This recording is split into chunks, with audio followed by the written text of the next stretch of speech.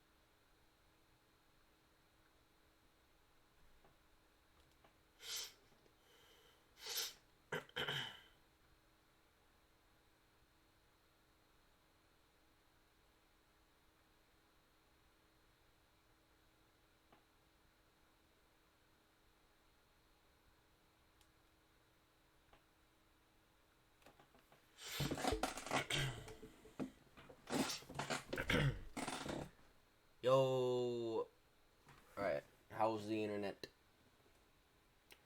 How's the internet signal?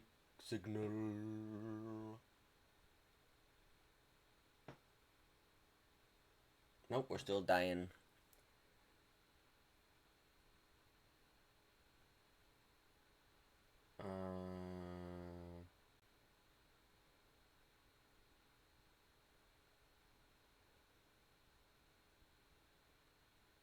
Alright, looks like it's starting to plateau a little bit. Never mind, 0 megabits a second. Alright.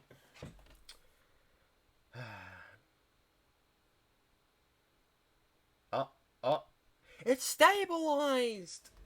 I got it under control! Shut it down, Otto! Alright, it looks like the internet has stabilized. So, yay, we can play now. No, wait. Alright, it's kind of working. When your internet doesn't work. Dame, dame, dame-o, dame, dame-o. Alright, whatever. Where am I? Here we go.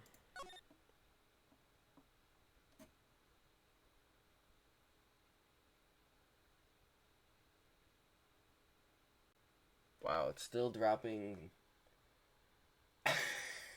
67% dropped frames. Oh boy. Yay. I love it when it drops every frame. That is my favorite.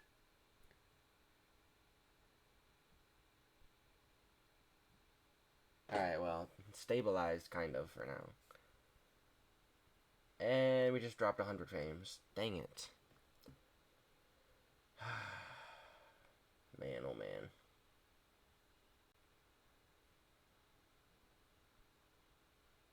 I don't know why it's doing that, honestly. Can I, like, move my phone and try to get a better signal? Is that a thing that works?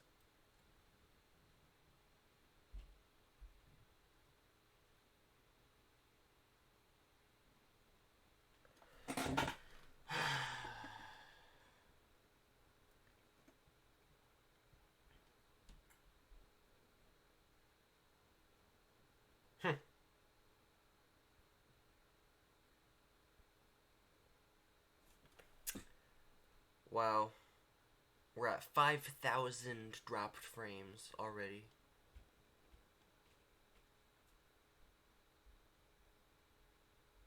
Impressive. That's like...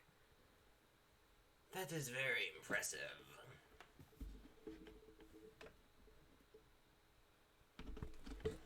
Imagine if it was like a contest to drop frames. That would actually be like a winning score.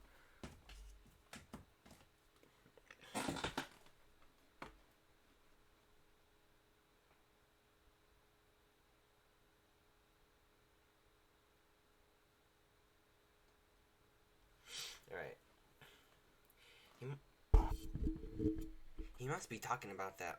He must be talking about his father's murder in that elevator. Okay, Edgeworth, why don't you tell me about it? Tell me the truth.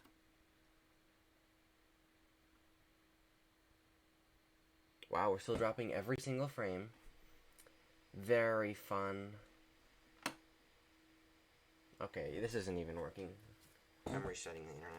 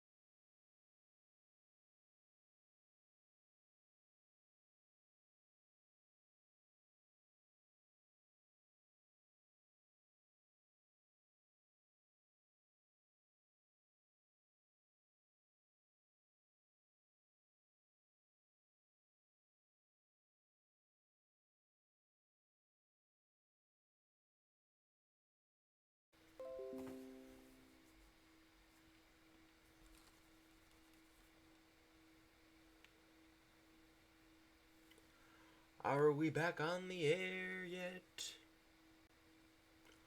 Are we back on the air? I think so. Cool. Stream is not kill. Now it's buffering again. What the heck?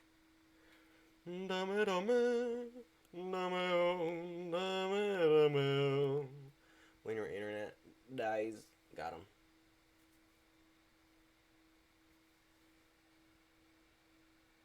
Alright. I think we should be able to start now.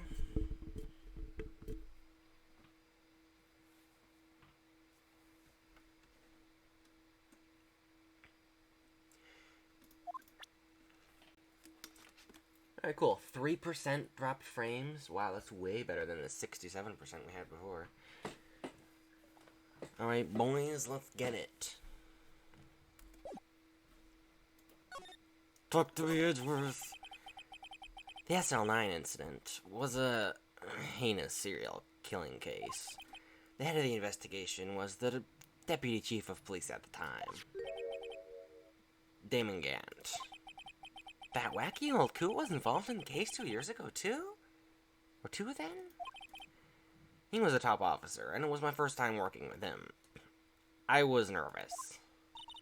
Wow, you get nervous too, Mr. Edgeworth? What I want to know is why was a deputy chief of police on the investigation? Truth is, I used slightly more extreme methods than normal. We were dealing with a vicious murderer. If I let him go, the blood would be on my hands. We won our guilty verdict, and the killer was executed. Wait, you didn't... Of course not. I didn't touch the evidence. Yes, I will do anything in my power to win a trial. However, I have a code and I follow it faithfully.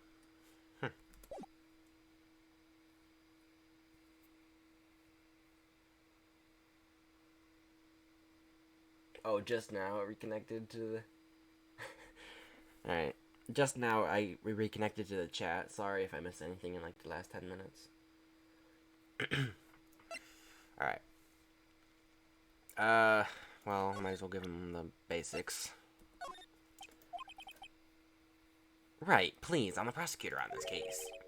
You don't expect me to sit here and discuss the case with you over a cup of tea. I'll pass on the tea, just tell us about the case. Mr. Wright, Mr. Edgeworth told you no in a very polite manner. Whose side are you on, anyway? Maybe if I show him just my best evidence, I can get some sort of reaction out of him. Alright, that's the same...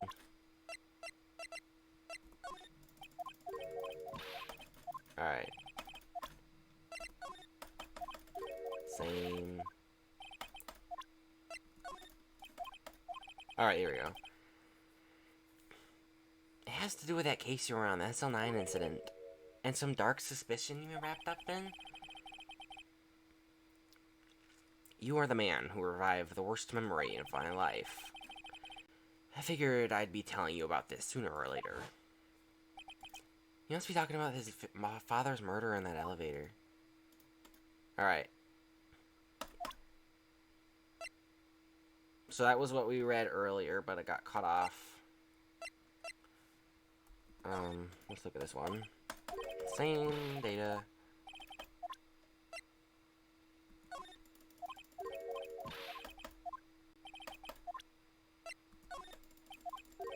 Same thing.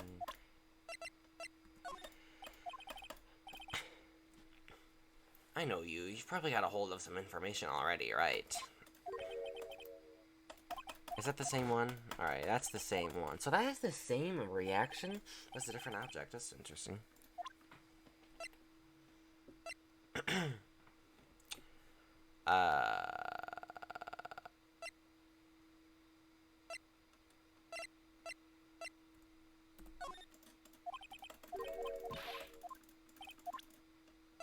The vase. No.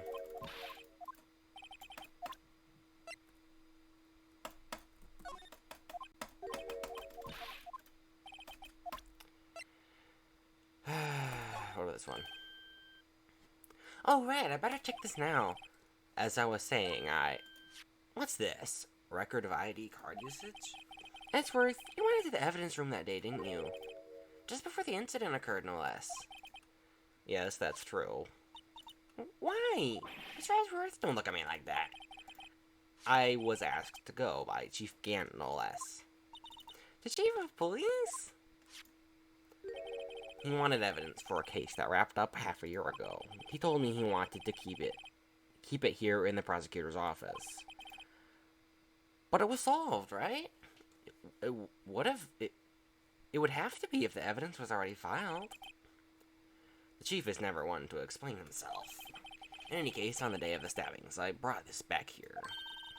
Can I ask you what kind of case it was? I can't say. It really has nothing to do with the current case. Well, now I'm curious about this other case. I better go make a note of it. Unrelated evidence, screwdriver added to court record. Stubborn as always. I told you this has nothing to do with the current case. By the way, Emma, the chief prosecutor wanted to know something. My sister, what? If you were still studying forensic science. Yeah, of course, or are you? Why, just today Mr. Wright and I were using this. Luminol testing fluid, huh? Well then, you might have used it for this. Aluminum powder for taking fingerprints? It's been chemically treated for better adhesion. For me? Are you sure we are the enemy, you know?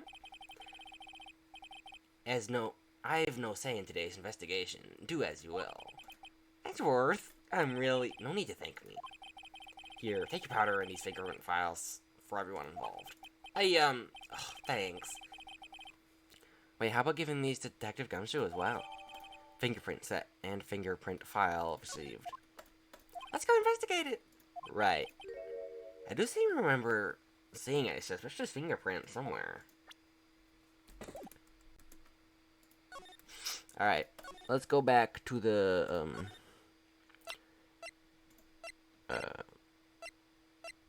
wait. Criminal affairs. Entrance. Guard station. Evidence room, here we go. February 23rd, evidence room, sector 3.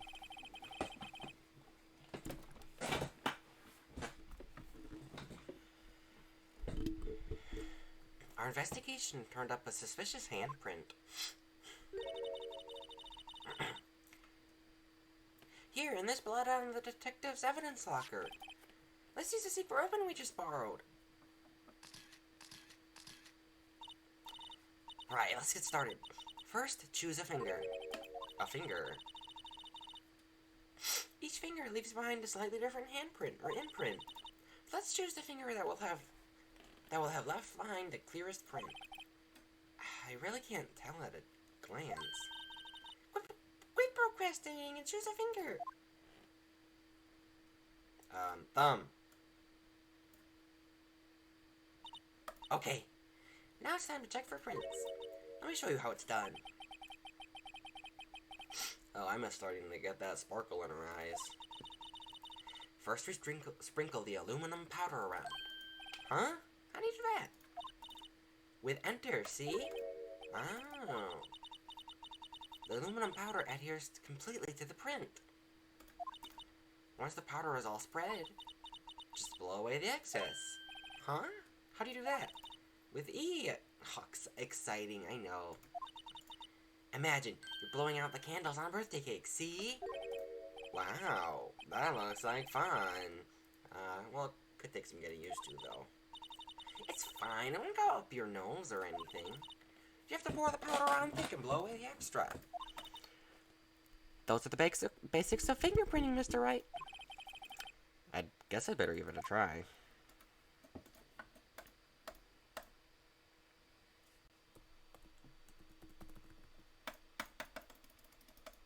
Oops, I clicked off the tab.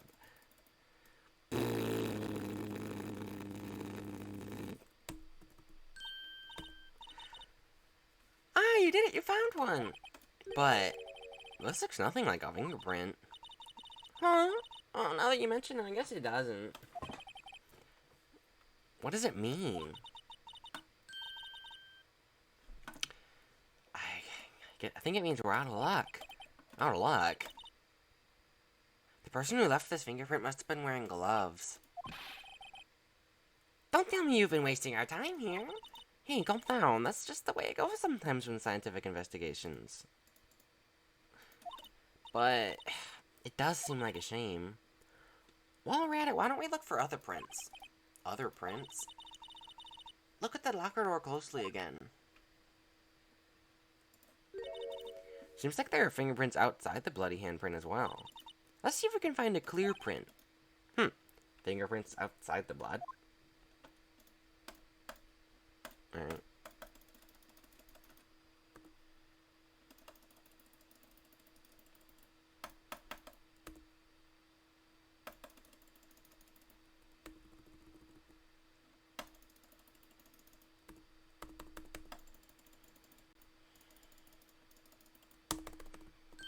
There we go. Yay! It burns so clear it's dazzling! Dazzling. Anyway, this print took a lot of effort to find. Let's match it up right away. So we're not done yet? This is quite a process. Well, there's no point in finding a fingerprint and not knowing who the owner is, right? I guess she's right. Look at the fingerprint data we got from Mr. Edgeworth, and point out the person you think left these prints. Huh? How am I supposed to know who it was? I can make a pretty good guess. The bloody handprint and the fingerprint are in the same place, right? That means that the prints probably don't have anything to do with our case. So whose fingerprint will be most likely find on this evidence locker? Alright. Wait, how does this scroll? Alright, there we go.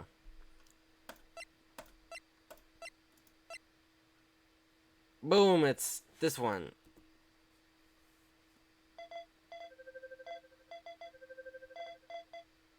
It's literally the same one. Dang, Dick is 30. I thought he was younger than that. So these prints belong to Detective Gumshoe. Something wrong, Mr. Wright? You gave me this so what look. I guess it's probably because I was thinking so what. Okay, so we came up with nothing this time, but there's always next time. Sometimes you hit, sometimes you miss.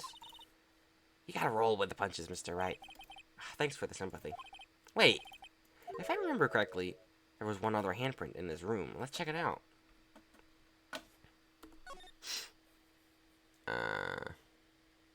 Wait. This is where we got that. Yeah, there's a handprint here. Okay, wanna try using this? There go whose sparkling eyes. Check for prints. Okay, let's check for prints. That's the spirit.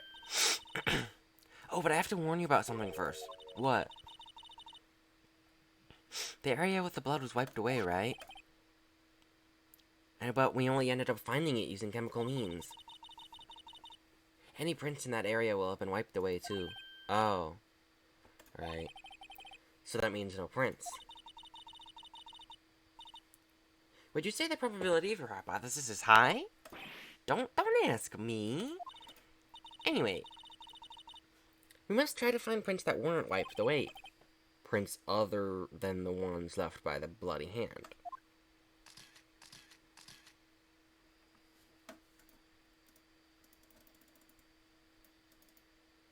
Alright, dust.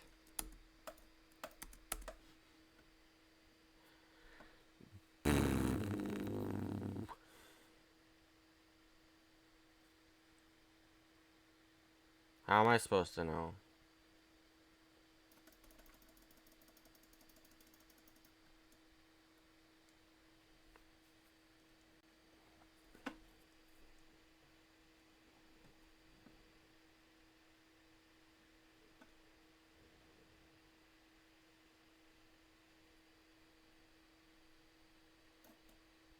Oh.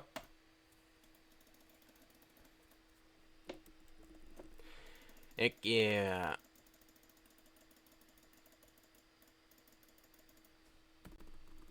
Ta-da! We're missing a couple of pixels down there.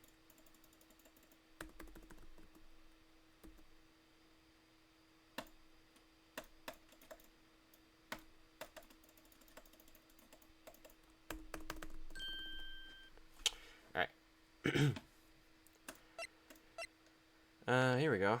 It's Mr. Marshall.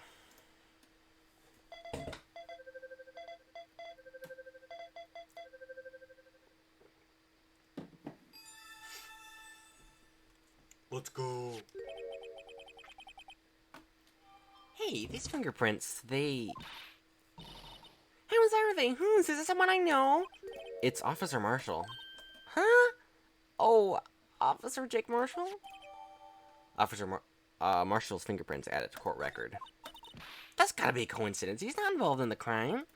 Emma, this is decidedly different from Detective Gumshoe's. The luminol reaction, the blood and the fingerprints are in the same place. Oh, wow. So we have Jake Marshall's fingerprints on a wiped bloodstain?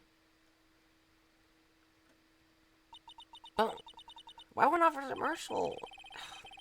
Looks like our investigation is really turning up some results. Wait. Alright, cool. I guess this is what you'd call decisive evidence. I don't believe it. To be continued. Dun dun dun.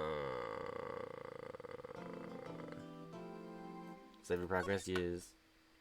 Yes. Alright. February 24, 9:41 a.m. District Court, Defendant Lobby number 2. So what do you think, Mr. Wright?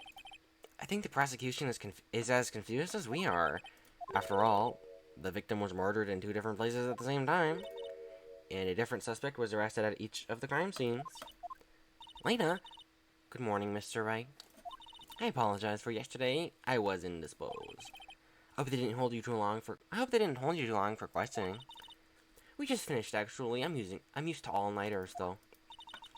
So how would it go? It's as Mr. Wright suspects. The police are clueless. I figured as much, so I struck a plea bargain. A plea bargain? What do you mean by that? As we agreed that if I told them the truth behind the simultaneous murder, they wouldn't seek capital punishment. That's what I mean, Emma. But Lena, don't tell me you... Much to my regret, much as I am as much in the dark about this as they are. Jeez. Miss Sky. We found trace evidence of a certain person in the police department evidence room. They belong to Officer Jake Marshall. What kind of trace evidence? Blood-stained fingerprints, to be exact. That's the trump card I have up my sleeve today. You don't understand what this means, right? In order to defend my sister, we're gonna have to accuse Mr. Marshall? We have to play the cards we're dealt. Isn't that right, Miss Sky? Do what you have to, Mr. Wright. Courtroom number 9. Court is now in session for the trial, Mrs. Lena Sky. The defendant is ready, Your Honor. Prosecution is... I'm afraid you'll have to clarify that. It takes 30 minutes by car to reach the police department from the prosecutor's office. Yet the victim, Bruce Goodman, was slain at both places at the same time. But that's not physically possible, is it? What's more, I hear the victim from the evidence room just disappeared. Yes, and the body evidently reappeared in the trunk of Mr. Edgeworth's car. Wow, this is one messed up trial. One of my duties as prosecutor is to present impartial evidence. Today, I will present evidence related to the murder at the police department. In doing so, I believe the way in which we should proceed will reveal itself. Now, that's what sets Mr. Edgeworth apart. He sounds so on top of things, even though he doesn't know what's going on himself. And that's supposed to be an admirable trait. Very well, the trial resumed. On the day of the crime, what exactly transpired at the police department? Mr. Edgeworth, you may call your first witness you may call your first witness of the day to the stand. For its first witness, the prosecution calls the suspect of the murder that occurred at the police department. The suspect? You mean the so-called murderer? Oh boy. Things are gonna get wild. Things are getting wild at Caillou's house. Right, whatever. Will the witness please state his name and profession? Yes, sir, I'm Officer Meekins, sir. My occupation is, well, that will be murderer, sir. So you're telling us you're... Oh, so you're telling us you are a professional killer. Sir, it was me, sir. I'm the one who did it. I killed it. I'll never kill anyone again, sir. You've got to believe me, sir. Actually, that's what we'd like to. Sir, I'm what you would call part of a younger generation, sir. A person whose actions adults can't possibly comprehend. Mr. Edgeworth, sir, please help me. Officer Meekins. Yes, sir. Give us the report of the crime. Consider that an order. Yes, sir, as you wish. After all, I am a part of that generation. I must be told what to do, sir. You can't fault him for his lack of enthusiasm. Alright. Crime report. Oh, it's not my normal duty. I was assigned to guard the evidence room that day. I spotted a suspicious man on the security screen and rushed into the room. I was doing what I was trained to do, sir. I was suddenly attacked. I fought for my life, and then I did it. After that, I passed out until another officer smacked me awake. So the victim, Detective Goodman... So the victim, Detective Goodman, attacked you? Do unto others before they do unto you. That's the Meekins family motto, sir. I see, and then you fainted and a colleague helped you regain consciousness. Yes, sir. You knocked me upside the head, sir. Very well, the defendant may begin his cross-examination. What I need is more info to work with.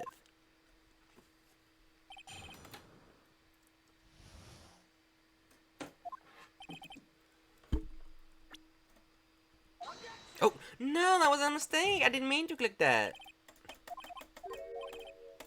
Oh no.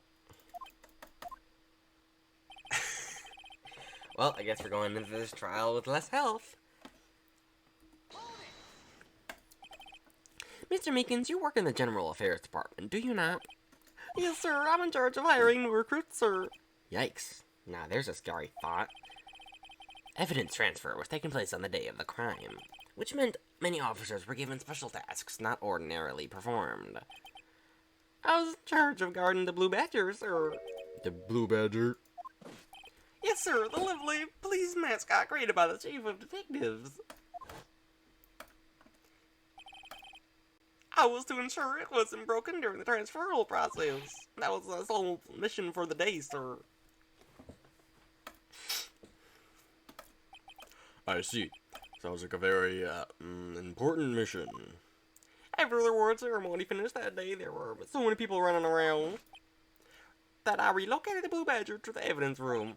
Oh, so that's why I went to the evidence room. Tell us, what did you see when you got there? In order to enter the evidence room, you need an ID card, am I correct? Precisely, sir. I have one right here around my neck. So then, your ID number should be listed here, right?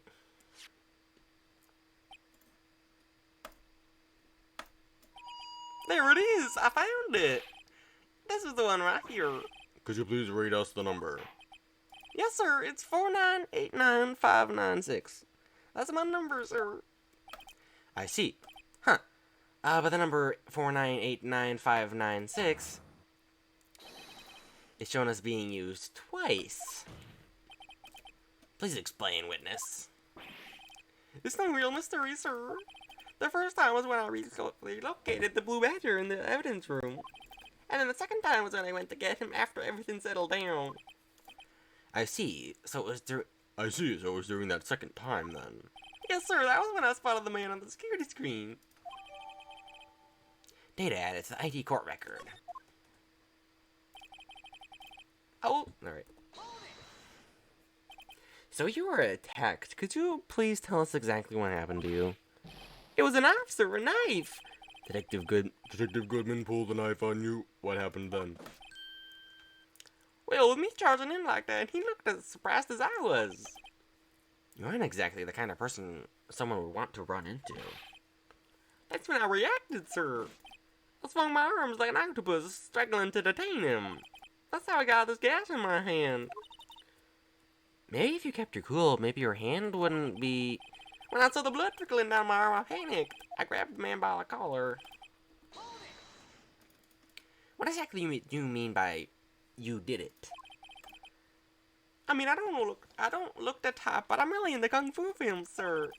The man let his guard down for an instant, so I snatched his knife from him. You took his knife? I spun around and performed a disarming maneuver.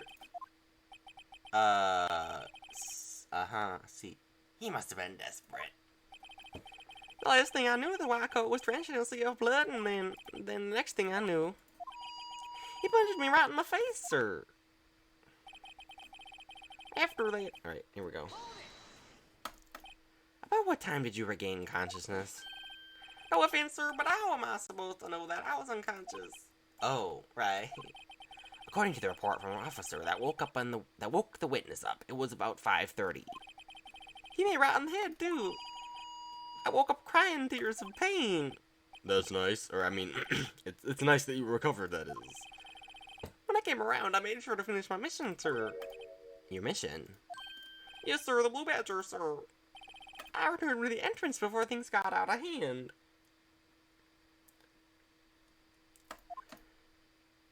Well, we can all rest easy now. Oh, here it is. I believe we have a fairly accurate picture of what happened. Yes, sir. Your Honor, only one thing remains unclear. Was the man this officer murdered really the victim? He's got a point. Oh, yes, Officer Meekins. With regard to that, sir, take a look at this. Chief Game delivered this to me just this morning, sir. The chief delivered it? What is that? Videotape. Yes, sir, that's exactly right, sir. A videotape, sir. It contains footage from the security camera in the evidence room. What? But I specifically asked if there was such a tape, and I was told that it had been mistakenly erased. That's quite a mistake. I'll just do what I'm told, sir. That's the only thing I'm really good at. Looks like communication with the police department is as good as ever. Well then, let's have a look. Show us the video of you murdering the victim. Oh, please stop using that word murder, sir. It scares me. A video of a real murder? Just what are we getting ourselves into?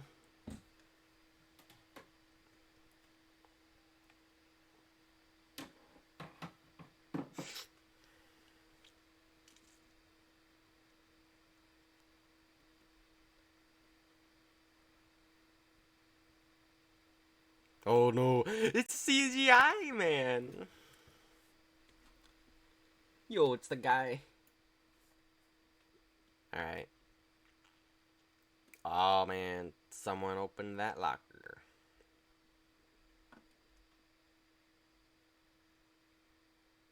What?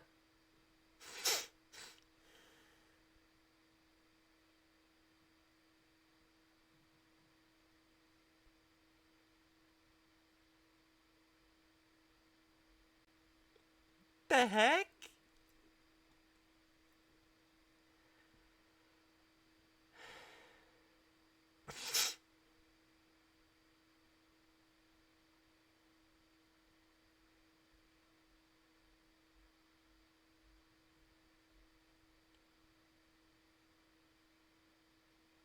Dude, that's so cursed.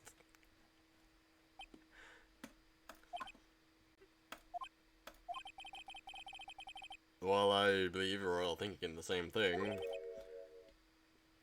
But how can we deal with these unsettling feelings storing within us? What the hell was that wriggling piece of plywood? Sir, that's the pride and joy of the entire criminal affairs department, sir. It's Blue Badger, sir. Why am I not surprised? This isn't going smoothly. Security video added to court record. Yes, well, anyways, this tape seems to prove that the witness did indeed encounter someone in the evidence room and some sort of, well, activity in the evidence room. Your Honor, instead of relying on clearly incomplete footage, the witness testimony will suffice. Is that all right with you, Officer Meekins? Yes, sir. As you wish, sir. Alright. His face can't be seen clearly in the video, but there's no question that the other person was Detective Goodman, sir. I mean, he opened the locker, which required Detective Goodman's fingerprints to do. The locker he opened is unquestionably Detective Goodman's locker, sir. So it must be him. No one could have unlocked it. What's this about a fingerprint? Each detective has been given a locker equipped with a fingerprint-activated lock. These locks ensure that each locker can only be opened by the detective it belongs to. Intriguing. That would mean the victim at the scene of the crime would have to be Detective Goodman. Very well, the defense may begin its cross-examination. I don't know where this cross-examination will lead, but everything begins with contradictions. That's where I have to start. Alright.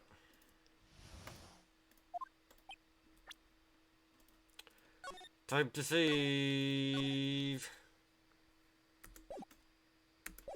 Alright.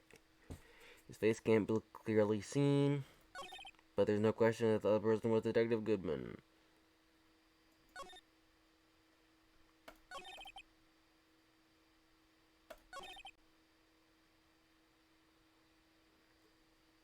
Couldn't he use just like a slide of his fingerprint?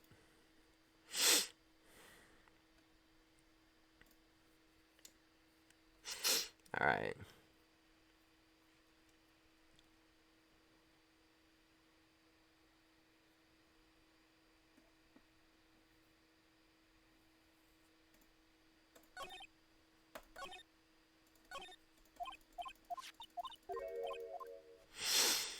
Hmm.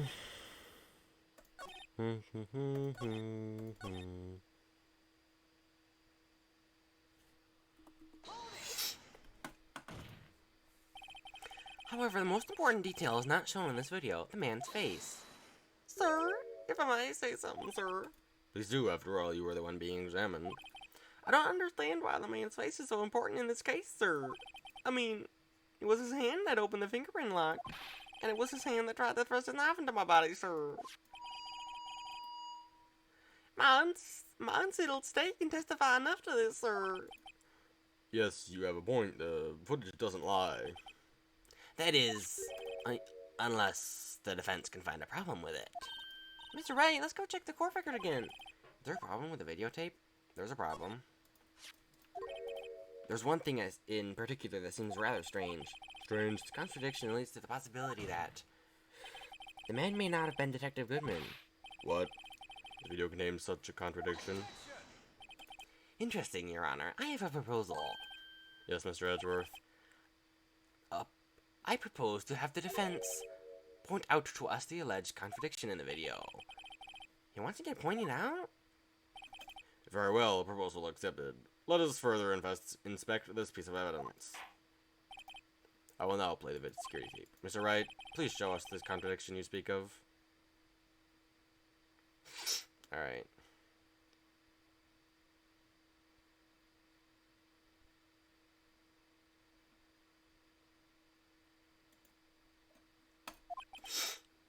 I have to point out a problem with the video? Well, this is the first time I've ever had to do that. You can do it, Mr. Wright. It's set up so you can fast forward and rewind and pause the video. Just take a good look at it. Just be sure to take a good look and point out the right thing. Don't play it too many times, sir. I can't stand watching this video. How did this guy ever become a police officer? Now then, Mr. Wright, please enlighten us. I need to take a drink.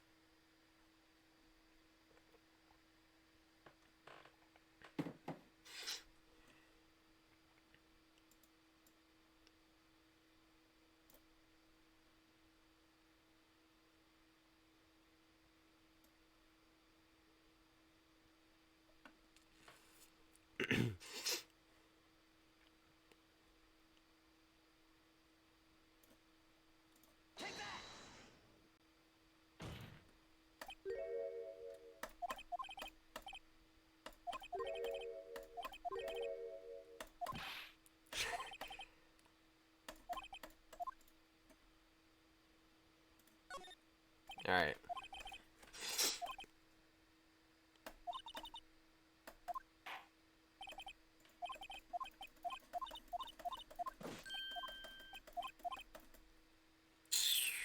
Alright,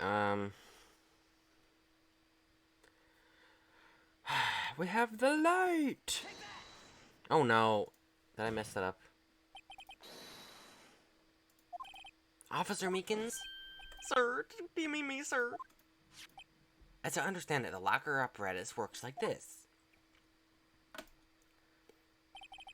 When you grab the handle, a sensor reads your fingerprint if it's a match. The light turns on and the lock is released. According to my very limited experience, that's the way I understand it, sir. If so, then something is seriously wrong with this picture.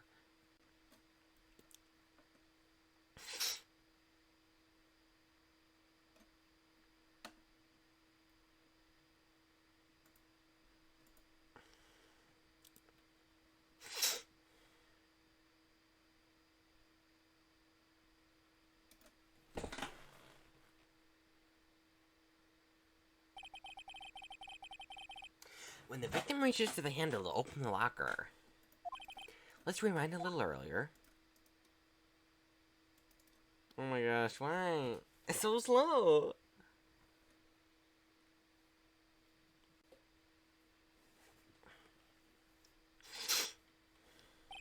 Here, notice the light? What's this? It's already lit. Yo, it's already lit. Yeah, it is lit up in this court. Alright. Precisely my point, Your Honor. The locker was already open before the victim grabbed the handle.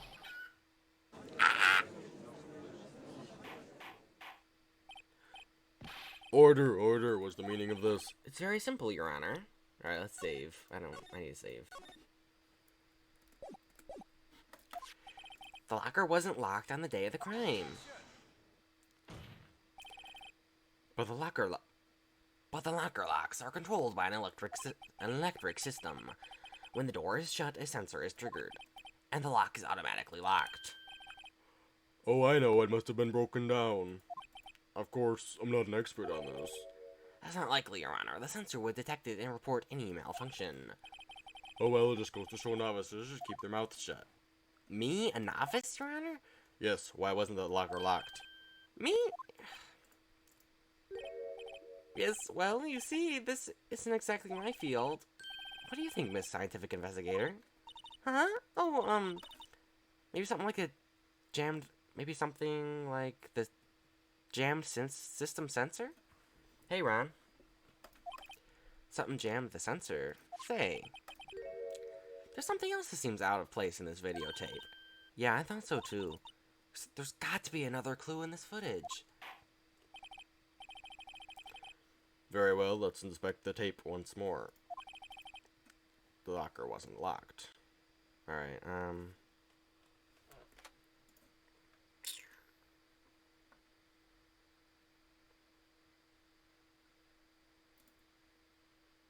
Alright, play.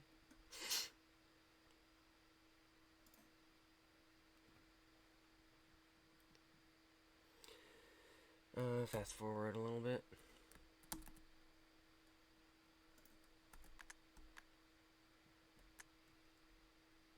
There we go.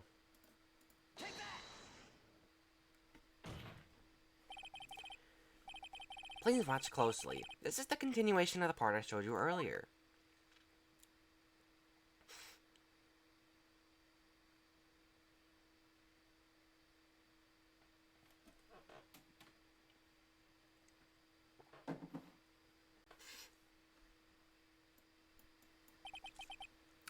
What's this?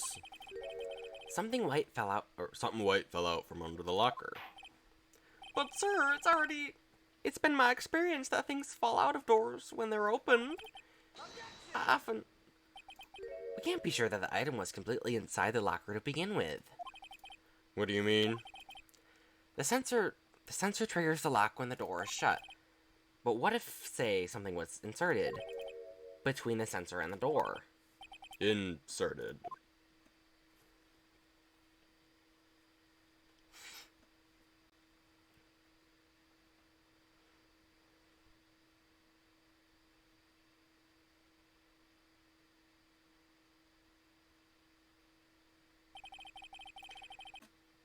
This white thing wasn't inside the locker. It was stuck between the door and the sensor. Oh, I understand now, sir. It's just like my tie. 2 out of 3 times it gets stuck in the door when I get out of my patrol vehicle, sir. Instead of the door closing, But the object would have been... wrong voice. Well, the object would have been extremely thin to fit in the door. Not only that, it would have to block electrical currents. It would need to be an insulator. Yes, an insulator. But at the crime scene... There just might have been something that fits that description. but sir, by insulator you don't mean... I think I finally got this figured out. Very well. Will the defendant please present the relevant evidence? What was the insulator that was stuck in the door? Alright, do I have... Yeah, I have the glove. Awesome. Anyway, hey Ron. What are you up to? What's up?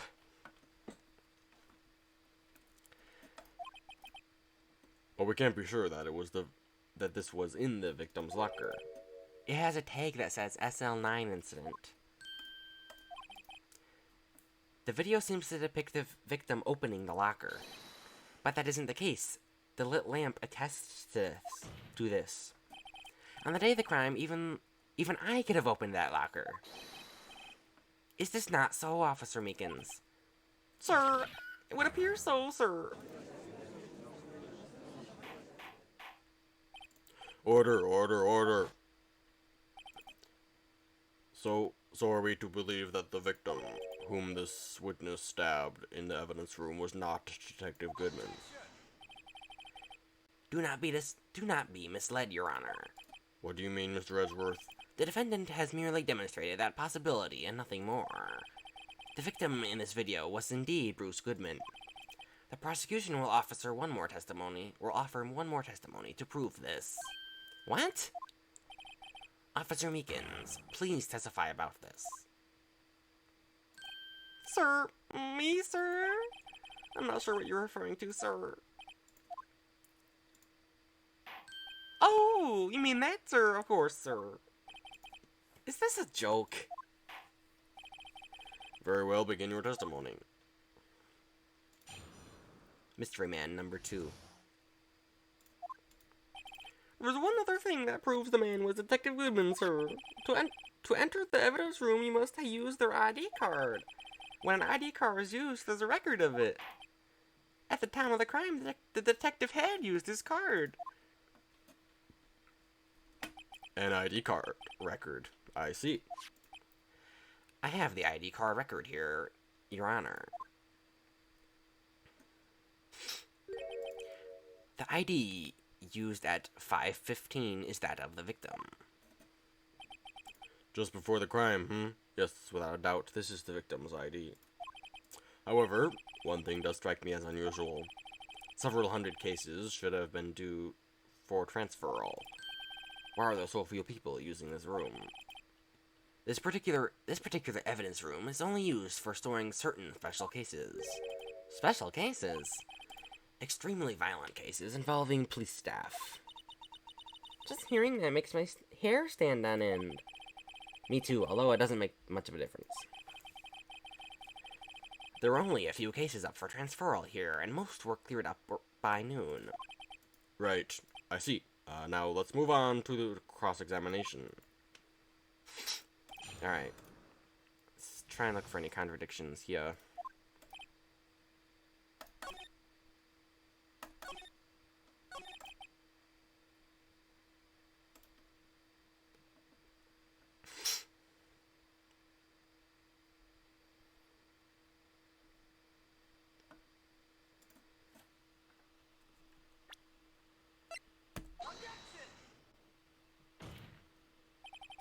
Wait one moment, Officer Meekins.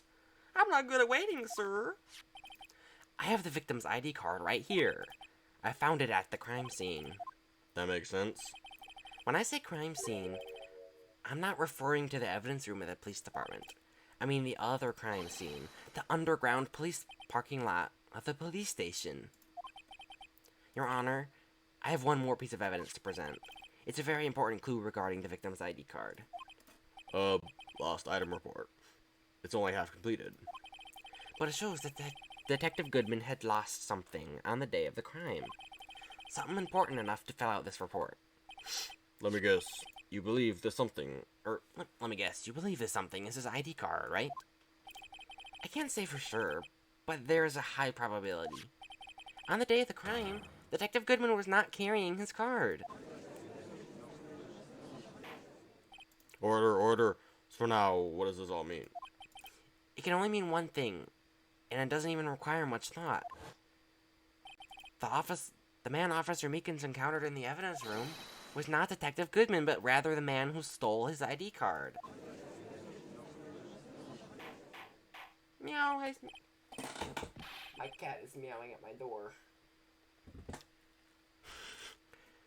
Order. Does the prosecution have a response? Only one thing to say to the defense. Bravo, Mr. Wright. Bravo? Allow me to summarize the defense's argument.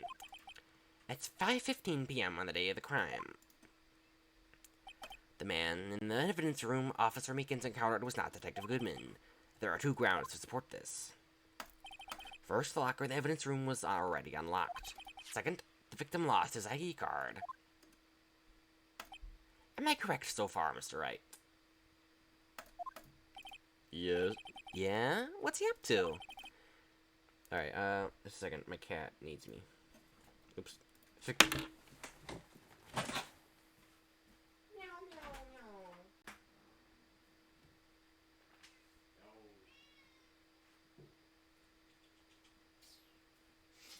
meow meow. Meow meow. Meow meow meow. What do you need, kitty? Hmm?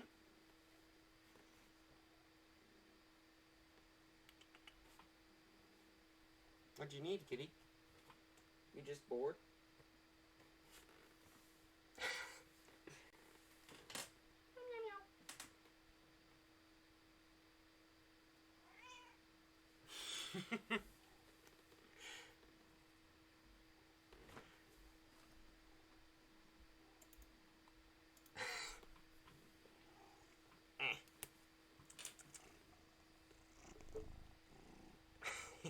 Can you hear her?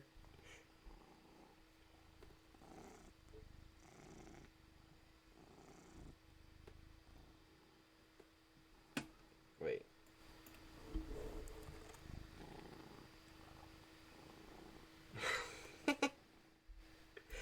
Alright. Meow meow. Meow meow.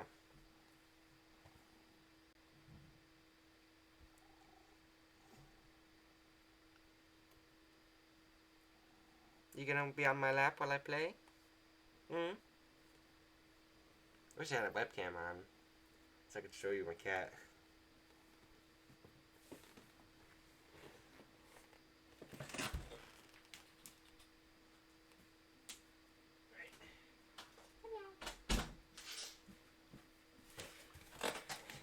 Alright. Let's continue the case.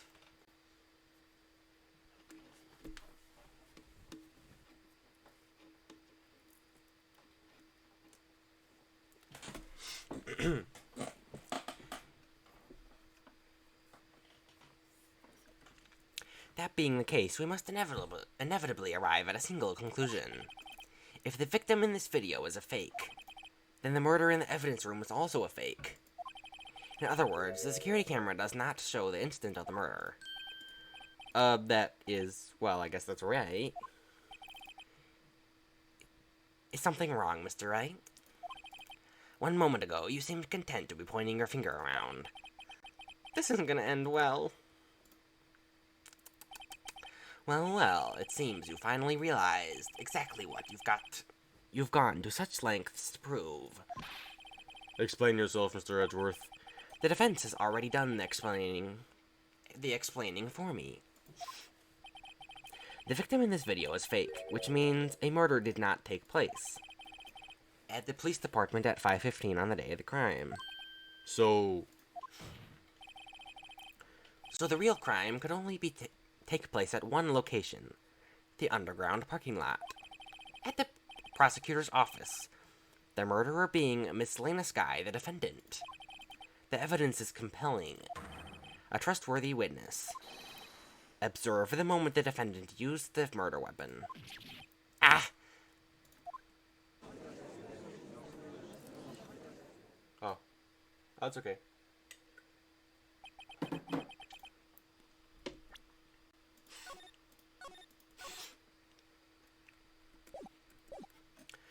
I knew that testimony was too shabby. It was all a trap from the beginning. The activity in the evidence room still leaves many questions unanswered. Who exactly was the victim Officer Meekins encountered? And where did this person disappear to? However, this trial's purpose is to... You're a cat person? Yay, me too. This trial's purpose is to examine only the murder of Detective Goodman. Anyway, my cat's name is Sneaky.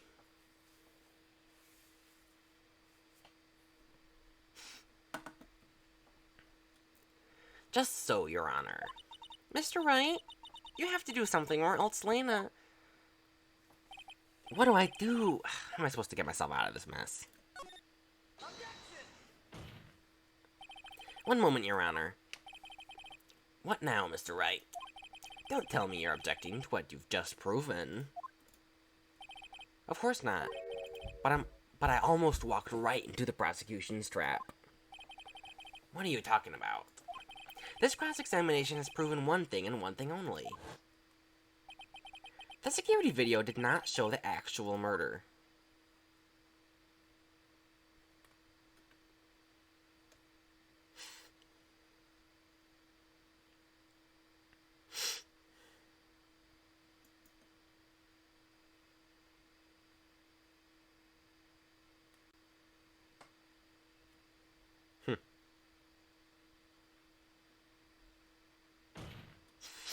However, it cannot be said that it is unrelated to the murder in the parking lot. Specifically, large amounts of blood traces were found in the evidence room. The defense demands further examination into the truth of the matter. Mr. Edgeworth? Yes, Your Honor. If this court were to examine this further, other witnesses will be necessary. Is the prosecution prepared? I'm sorry, Your Honor. The prosecution considered the incident at the police department to be unrelated. We have not prepared any other witness for this incident. This might just be my chance. Time to call a certain Texas Ranger to the stand. Mr. Wright? Do you mean... Your Honor? The defendant would like to request a specific witness. Oh, who do you have in mind? Someone we have reason to believe knows the truth. The truth behind the activities that took place in the evidence room. The prosecution requests to hear this person's name before deciding whether or not to comply. Alright, see you in a few, Ron. Very well then, Mr. Wright. This person whom you would have testified, what is his or her name? Officer Marshall. Officer Jake Marshall. Why him? I can't let Edgeworth know anything just yet. He's in charge of the evidence room. I feel we should hear what he has to say. The prosecution agrees to the defense's request. Since he was responsible for guarding the room, we should hear his testimony. Fortunately, he works in the police department. We shouldn't need longer than 20 minutes to prepare. Alright, I need some water. Just a minute.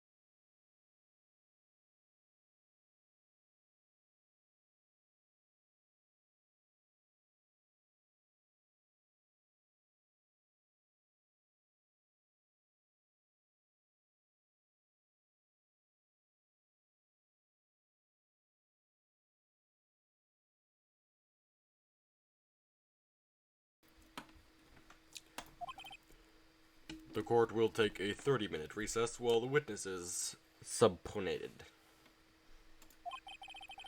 Subpoenaed. Will the prosecution please prepare the witness during this time? We will, Your Honor. Court is now in recess.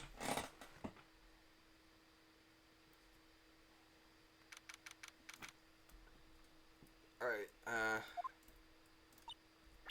save.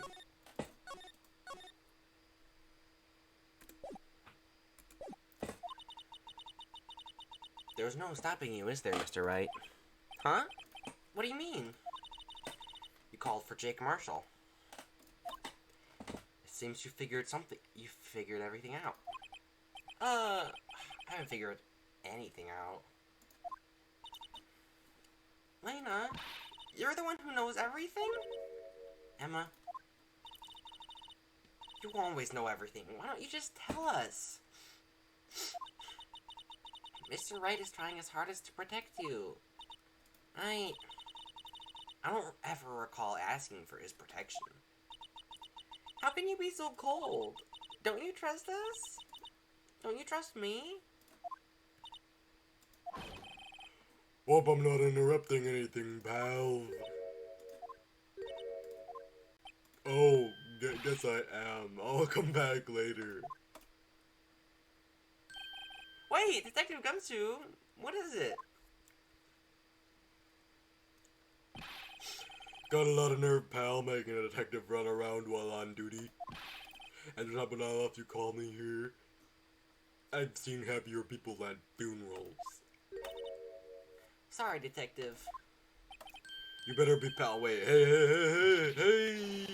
I didn't see you here, Chief Prosecutor Sky. That's okay. So, have you brought what I asked for? Oh. You mean this, right? My apologies, Detective. Due to my present circumstances, I was forced to use Mr. Wright's name when making my request. My name? Never in a million years would I have thought it was you who asked me.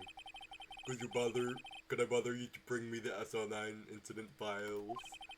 I need them by noon. Talk about crazy. That's no 9 incident. But Lena, that's... I thought Mr. Wright would need them, so I had them brought here. Here, you might do well to read them. I can't believe you. I can't believe you, the chief prosecutor, were a witness in that case. Miss Sky was a witness? The SL9 incident files received from Lena Sky. Take it from me, you don't want anything to do with the serial murders. Oh, what? Now that I brought you your stuff, you're just gonna ignore me? Emma, what? Why? Why is your name in here? What? My name's in there? I don't know, unless... No, it couldn't be Lena. This SL9 incident, is that? That's the classification number the police filed it under. 2 years ago, the rest of the world knew it as the Joe Dark killings. The Joe Dark... Was that Darke? I think it's pronounced Darke. The Joe Darke? No, Lena. Emma, wait! She ran away. Oh, you know what? I just remembered. I gotta be somewhere. Sorry, pal, but I'm out of here. Jake Marshall, Angel Star, Demon Gan, Miles Edgeworth. Not to mention Lena and Emma. Everyone involved in this case is connected to the killings 2 years ago. This can't be a coincidence. Knowing you, you might just be able to figure it out. Time to get back to the trial, Mr. Wright. Best of luck. Better take a good look at this file. To be continued. Man. Alrighty. What time is it? Is it 10 p.m.? Nah, I guess I'll keep playing. I won't be able to do anything else today, so I might as well just keep doing another chapter.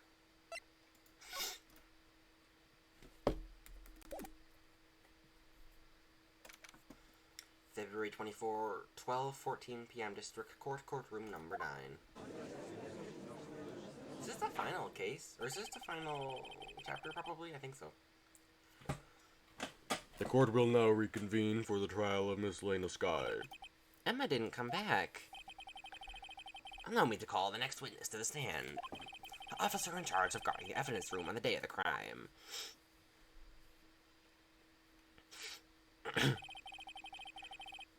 Witness, please state your name and occupation.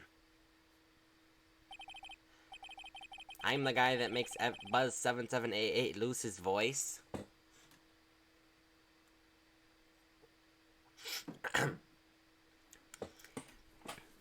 Me, partner? Oh, I just I'm just a man, same as you, wandering the trails of civilization. Hey, Ron. Occasionally helping the elderly cross intersections when needed. Yes, we get it. Oh, I know, you're a patrolman. As for my name, if you listen hard enough, you can hear the howling wind calling it out. To be exact, you're Jake Marshall, Your Honor. Howling wind? I've never heard Edgeworth described that way before. Now, Mr. Marshall, please let me ask you something. You were in charge of guarding the evidence room on the day of the crime. The day the crime took place. Is this correct? According to the papers, partner. What do you mean? Desperado's soul is boundless as the desert sands. No paper can sum it up. Maybe it's best we get on with this quickly. Please share with us the testimony of the day of the crime. In plain old English.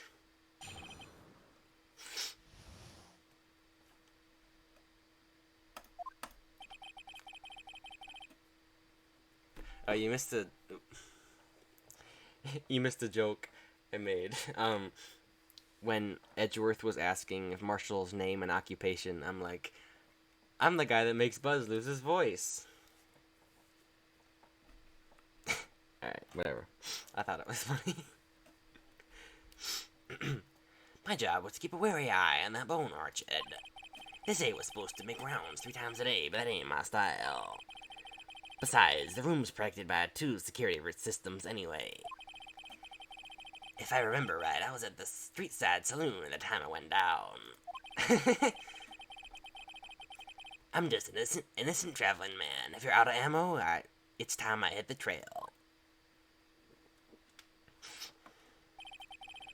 I can't say I particularly care for your attitude. Same. I can't say I care for your beard, but you don't see me complaining. Wait a minute.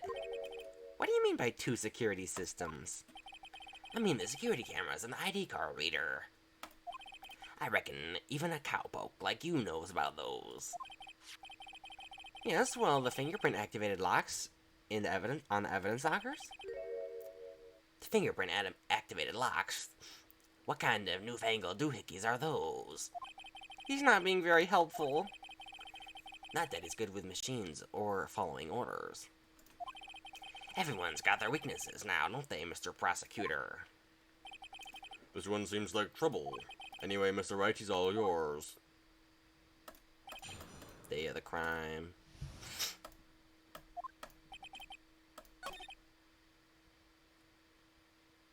What does that mean?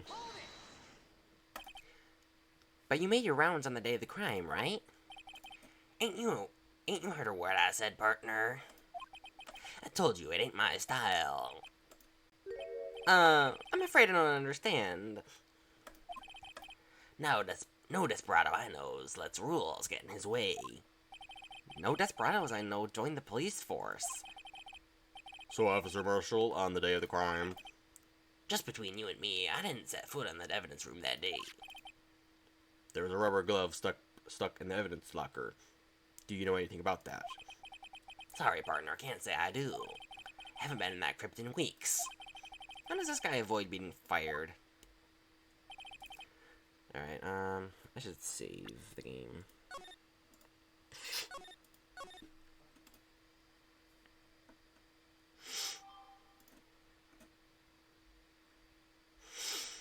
Alright,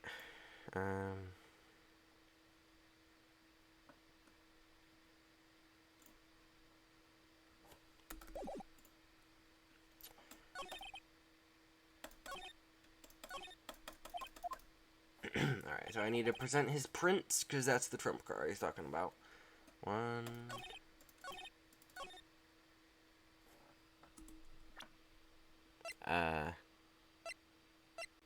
Oh, here we go. Officer Marshall, doesn't it strike you as odd that is, you being called in to testify like this?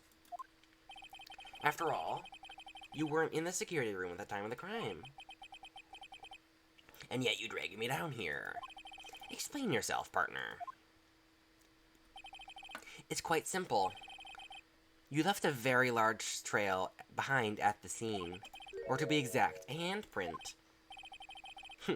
Listen, real good partner. Like I said, I'm the caretaker of that crypt. I pay my respects, and that is make my rounds about once a month. It's only natural my fingerprints would be there. I only wish it were, officer. But you see, your fingerprints were covered in blood. Witness, what's the meaning of this? Your blood-stained fingerprints were at this crime scene? The blood was wiped away, however. A luminol test clearly revealed this. Well, Officer Marshall? It seems to me there ain't a person in this room with a head on his shoulders. I take it you have an explanation for this, Officer Marshall? About the bloodstained fingerprints. Or about the bloodstained fingerprints? Very well, you may begin your testimony about your fingerprints found at the scene of the crime.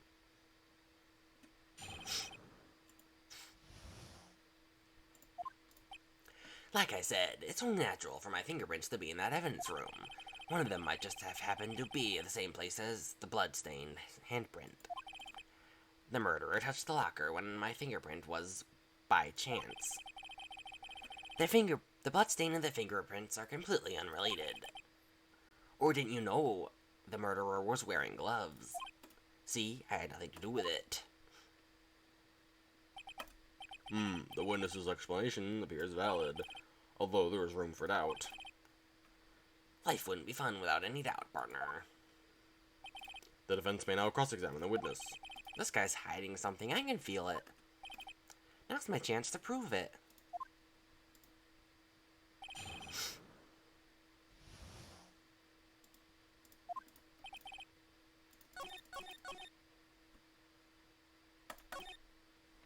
Alright. How does he know he was wearing gloves? How do you know that? I may be a loner, but I still do my job. I keep up on the reports. There was a bloodstain at the scene where thought to have been left by the murderer. That's right. It was found at Detective Gumshoe's locker. However, no fingerprints were detected on that handprint. Oh yeah, I think we tried that too. So that would mean the murderer was wearing gloves. Happened to place their hand on top of Mr. Officer Marshall's handprint. That's the only logical conclusion. I can't let him squirm out of this one. I've got to find something. Something decisive to tie Officer Marshall to this crime.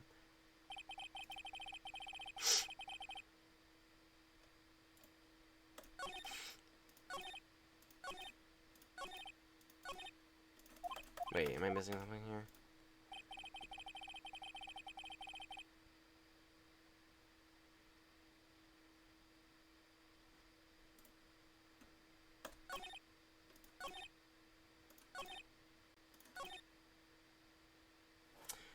Did I miss something? Hold on.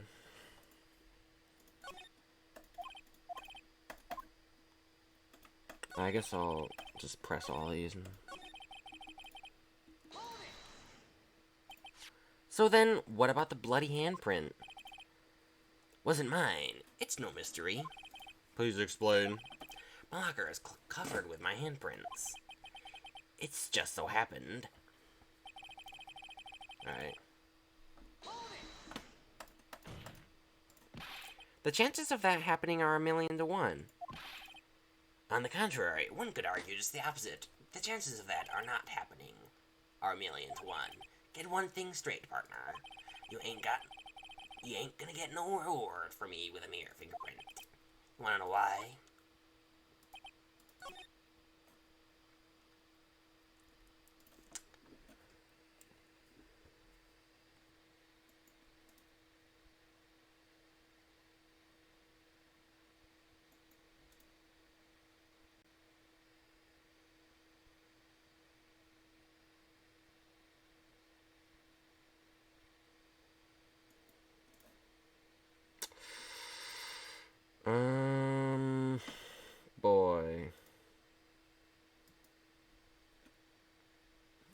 I feel like I had to have missed something here. How do you know that?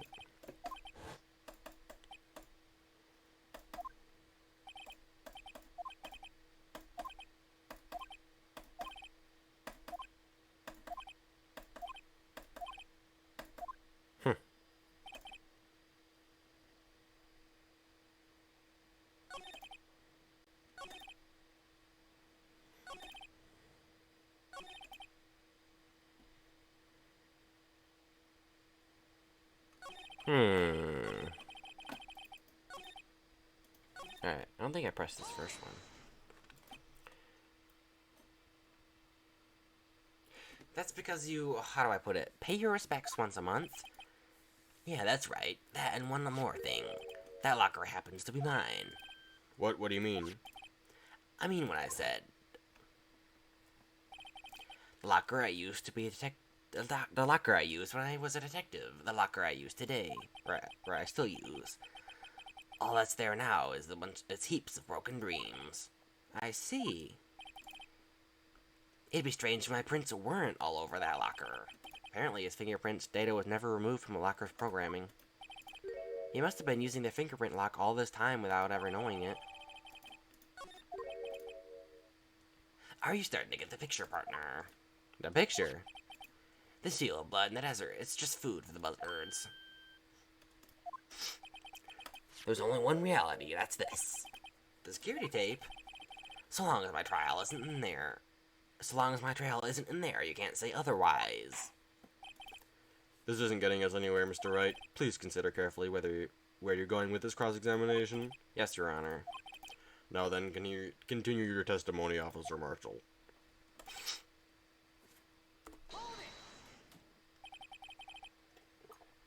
What do you mean by that? When I tied me to this crime, isn't that right, partner?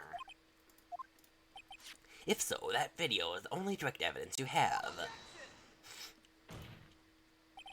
But that video is next to useless. It's full of blind spots. Blind spots? Places you can't see. The camera's panning back and forth. The floor isn't shown. If someone was familiar with the camera's location, they could leave the room without being caught on tape. We don't have time for your speculations, Mr. Wright. Well, Mr. Wright, if you can show us evidence in this video that indicates Officer Marshall was present, please do so now. Alright. Because I know exactly what to do. Tread carefully, Mr. Wright, or you might end up being the one making the mistakes. Now then, please have another look at the video. Show us his incriminating evidence of the witness, of Officer Jake Marshall. Alright, I know exactly what to do. Fast forward, fast forward. Wait, what? Hold on. Fast forward, fast forward.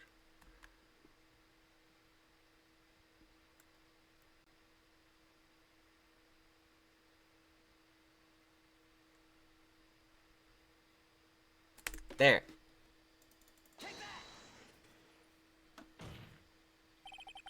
Bringing our attention back to the security camera. Well, I should probably save the game.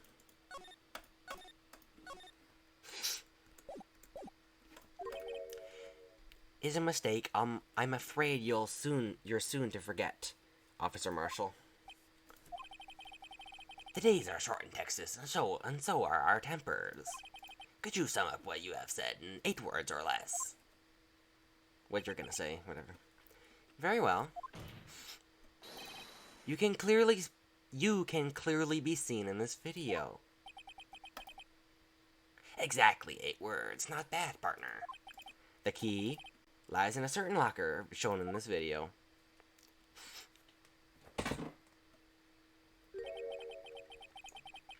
That locker with the white cloth sticking out? That was the witnesses, I believe. Now then, let's rewind the video a bit.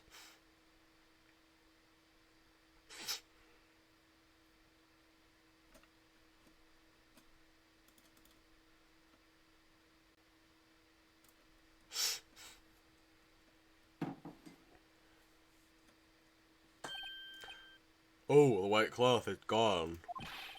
What's the meaning of this, Officer Marshall? When the crime took place, the white cloth wasn't there. Then it suddenly appeared. There's only one explanation. Officer Marshall, you were in the evidence room at the time of the crime. What's more, you opened your locker when the camera was turned away. Dun dun dun. Order, order. Hold your horses. Sorry, partner, but you got the wrong man. So what if my locker was opened? It doesn't mean I'm the one who opened it. The murderer needed to hide something, so I opened her locker and stuck it in. It's not my fault he happened to choose mine. Why is everyone staring at me like I'm a wanted man? This guy isn't just playing dumb. He really doesn't know. I hate to rain on your parade, but you're the only person who can open that particular locker. Oh yeah, I call your bluff. You say I opened that locker. Now prove it. Alright. His fingerprints. You can talk the talk, alright, but you got a long ways to go before you can walk the walk. Mr. Wright, I think even I could prove this one. Sorry, Your Honor. Wait. Hold on. Why was that not the one? Hold on. He needs his fingerprint to open the locker. Of course that would be it.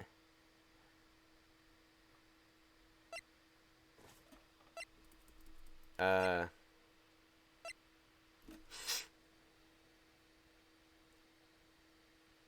we go. I guess it would be the locker itself. Fingerprint sensor? We talked about this earlier today. The locker can only be opened by the detective they belong to. What kind of crazy talk is this? Well, Detective Gumshoe did mention something about this. In any case, the locks aren't that obvious. There's even some people on the force that don't even know about the fingerprint locks. So, Sheriff, what do you have to say in 8 words or less?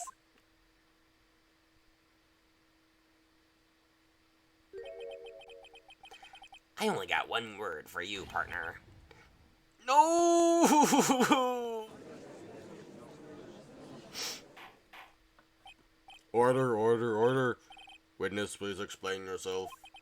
If this is a joke, it's the worst I've ever heard. I assure you this is no joke, Officer Marshall. Now then, please tell us what you were doing in the evidence room at the time of the crime. Ole! Please answer the question. What is he now, a bullfighter? That's alright, Officer Marshall. I believe we can figure the rest out from here. We can. Have a look at the floor plans. There's no place for someone to hide in the evidence room. I knew it. Yeah. You were right. There's no place for someone to hide in the evidence rooms. Yet Officer Meekins didn't see Officer Marshall. If that's so, then... If that's so, then where was the witness? It seems Mr. Wright has an answer. That's right. The only possible conclusion. Well then, let's hear it. Where was Officer Marshall at the time of the crime?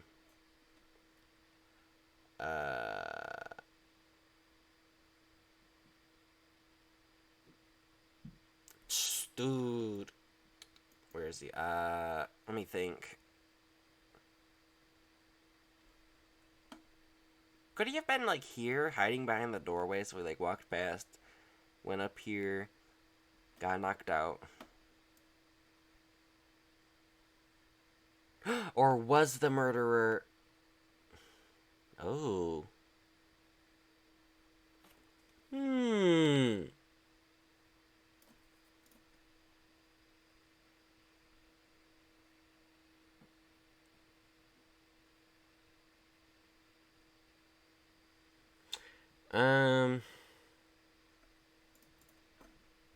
If he was...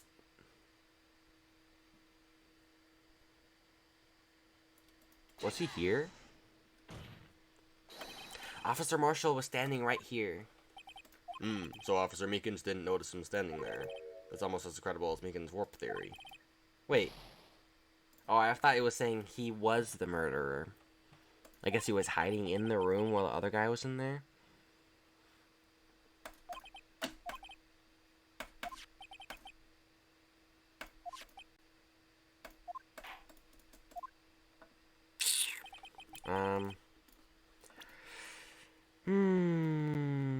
I guess he could have been, like, here.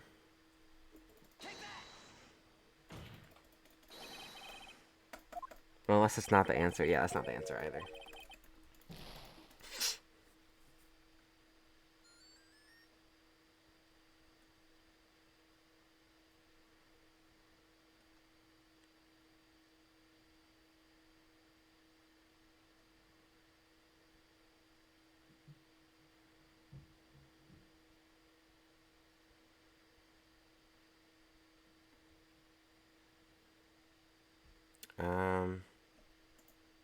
Dang.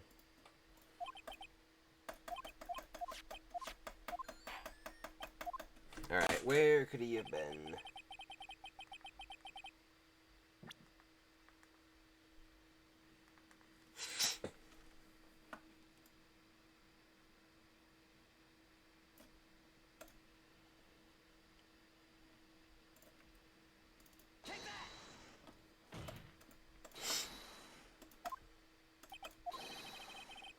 That's where the victim, Detective Goodman, was. Correct. Unless the man wasn't Detective Goodman. Oh, okay, so my theory was right. I just clicked on the wrong person. I'm dumb. The victim in the video was Officer Marshall. It was you, dressed up like Detective Goodman.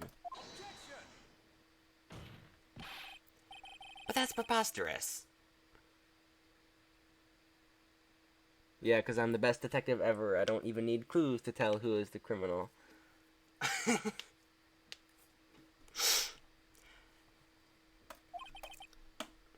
Once he saw the man's face, he'd know for sure. May I point out, though, that Officer Meekins did not know Detective Goodman. He also testified about the man's reaction when confronted. When I entered the videotape, when I entered the evidence room, sir, I showed him his card, sir. I asked him to show his card, sir.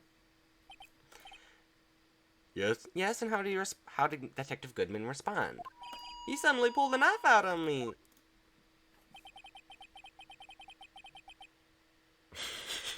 Yeah, Phoenix Wright doesn't need evidence. He just needs a good speech.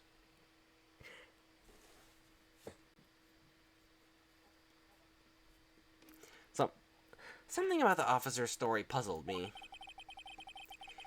If the man had his ID card, why didn't he just show it? Yes, he would have needed it to enter the evidence room, so he must have been carrying it. The answer is simple. He couldn't show it. As you can see, Detective Goodman's picture is on his ID card. Oh, I get it. If he showed this, his cover would have been blown. Officer Meekins would have realized the man wasn't Detective Goodman. Do you have anything to say to this, Officer Marshall? You've got quite an imagination, partner.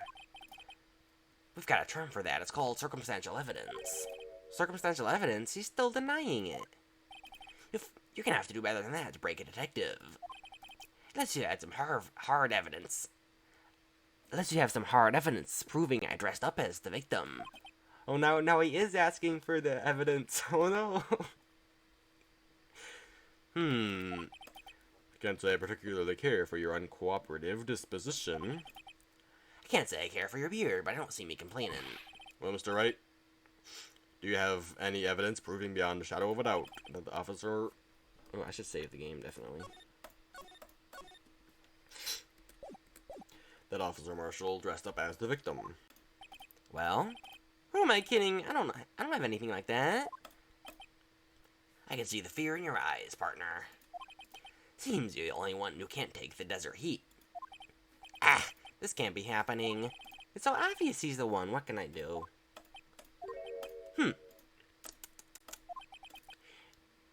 Looks like your lack of experience has finally been exposed. I'll pass on to you what someone told me when I was just starting out. When you run into a wall, there's no place to go. Return to the basics. The basics? For me, that would be Mia who used to tell me, Phoenix, try thinking outside the box. I shouldn't look for proof that Officer Marshall was in disguise, but rather I should look for evidence that came about because he was in disguise. Why do you think this locker was opened in the first place? What do you mean? There's no reason for Officer Marshall to open his locker at this time of the crime. Yet he did, despite the chances that might have been discovered later on as it had been. Which means he didn't originally plan to open his locker. So according to the defense's argument, Officer Jake Marshall dressed up as Detective Goodman at the time of the crime. Then after the crime was committed, he opened his own locker for some unknown reason. The fact that a white cloth is sticking out of the locker seems to indicate that he opened it in order to put the cloth inside. So just what exactly is this piece of cloth? Perhaps the video is the key to our unanswered questions. I don't have any evidence, so this video is my only shot. Very well, let's take yet another look at the security tape. After committing the crime, the witness opened the locker to put away the white cloth.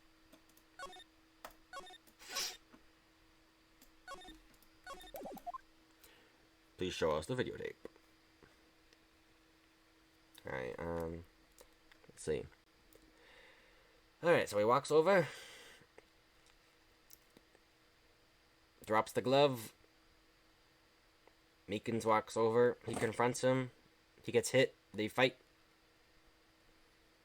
He's unconscious on the ground. And now, the cloth is, the cloth should be, the outfit, the impersonation outfit.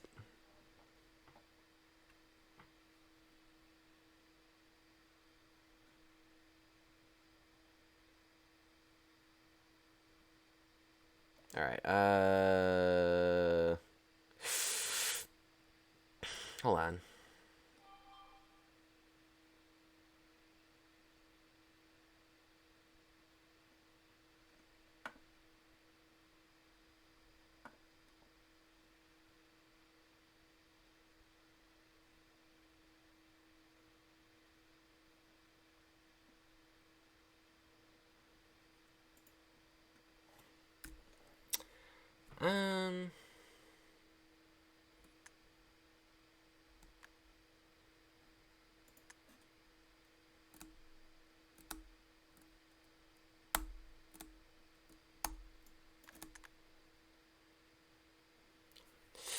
I need something.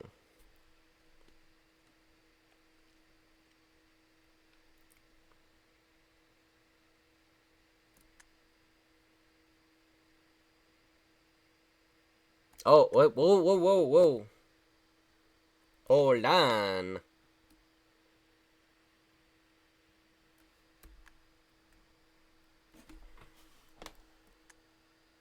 Yeah, there we go.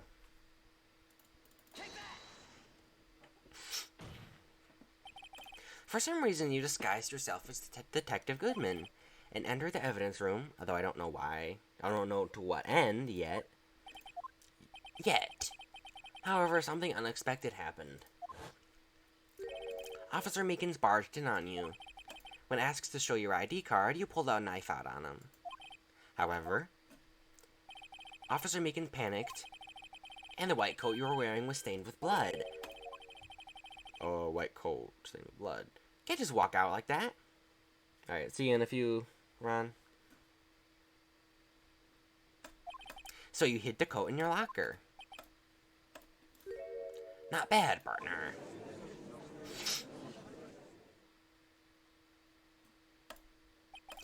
Now then, Officer Marshall, are you ready to tell us the truth? Looks like I underestimated y'all. I hope you're happy now, Mr. Edgeworth. 2 years ago, If you were only half as persistent as you are now, we all wouldn't be here now, would we? Officer Marshall, tell the court what you did, all of it. All right. Seems the time has come. All right, here we go. I had to do it that day. I just couldn't stand by and let it die. I stole the detective's ID and dressed like him. I planned to take out the evidence. I wasn't expecting Officer Meekins. I knocked him out. I managed to escape. I knew which areas wouldn't be caught on camera. There wasn't any murder in the evidence room at 5:15. So the supposed victim really was you. But there's one thing I still don't understand. Traces of large quantity of blood were found on the floor of the evidence room. If no one was murdered, then how could that be? Officer Meekins managed to cut his hand. My guess is he's the donor. There's way too much blood for such a small donation. Alright. Alright, save.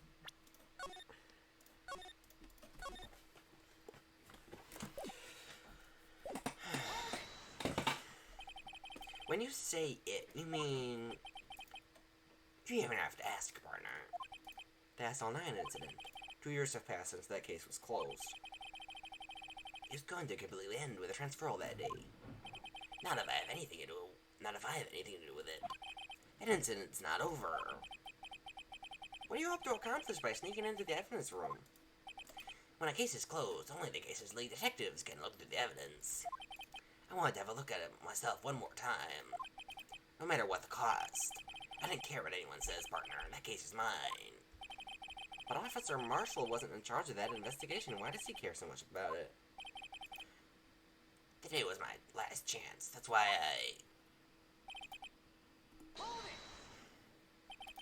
Why did you disguise yourself as Detective Goodman? If I didn't make it look like Goodman was carrying out evidence transferal, I'd be arrested for stealing evidence, which wouldn't get me anywhere. So you did it to fool the security camera. And the detective's ID card? I stole that the morning of the incident. So that really was Goodman filling out that lost item report. I returned his lost card. I left it on the floor in the prosecutor's office parking lot. The ID card I found was... Oh, hang on. The ID card I found was left there by Officer Marshall. So essentially, you managed to succeed despite your lack of foresight. What did you mean, partner? I mean, the fingerprint-activated lock, of course. No matter how well you disguise yourself, you can't change your fingerprints. Under normal circumstances, you wouldn't have been able to open that locker yourself. But he could because a rubber glove just happened to be stuck in the door. That means Detective Goodman must have opened the locker before Officer Marshall.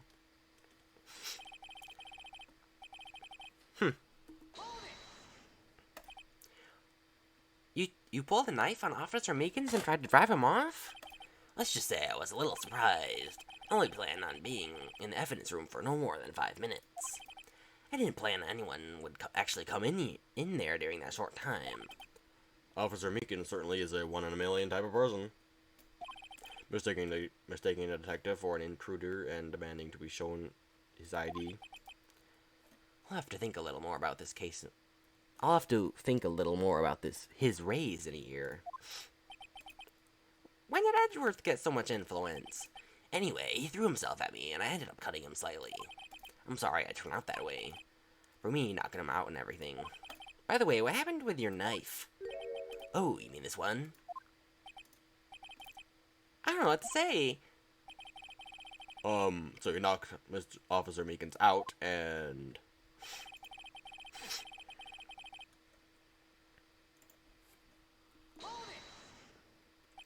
So you did your research beforehand? Those who go into the desert unprepared don't live long, partner. I didn't think I would make a difference, though. The security tape is erased. The security tape is erased every 6 hours. If all goes as planned, no footage would have been left. However, you bloodied your coat in the struggle with Officer Meekins.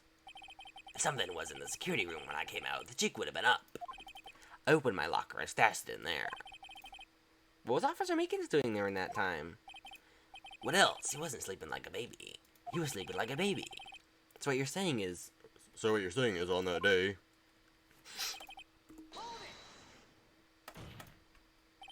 But the blood found at the scene certainly indicates a crime took place. What are you, blind? The victim shown on that tape is me, and I'm not dead yet, partner. So you stole the evidence from the locker? Actually, no, I didn't. Why not? When I opened the locker, the evidence was already gone. What? Mr. Edgeworth, where is that evidence? It's still missing, Your Honor. Detective Goodman's locker was already empty? Someone else stole the evidence? Officer Marshall, may I ask you one thing? Fire away, partner. It's a free country. Just remember, I'm also free to decide whether or not to answer. Why did you do this? Stealing a detective's ID, injuring a police officer? This is no small offense. Moreover, you're an officer yourself. This will have serious consequences. It can't be forgiven with a simple cut in salary. Not that salary cuts are ever a valid solution.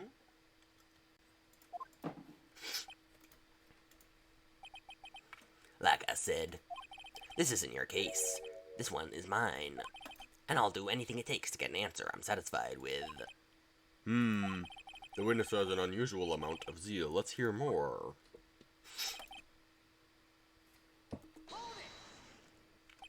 But that case was solved 2 years ago, wasn't it? That's the reason the evidence was stored in the evidence room. Joe Darkey was convicted for his crimes. One thing I can say for sure is that he deserved his sentence. I remember the Joe Darkey case.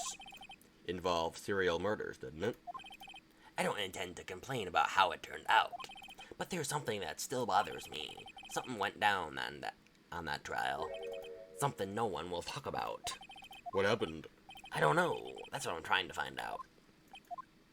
Why is he so concerned with this incident? Maybe I should present him with what I think his real reason is.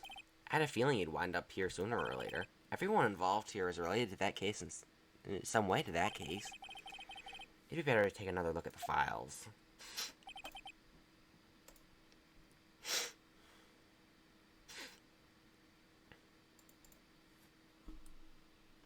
Alright,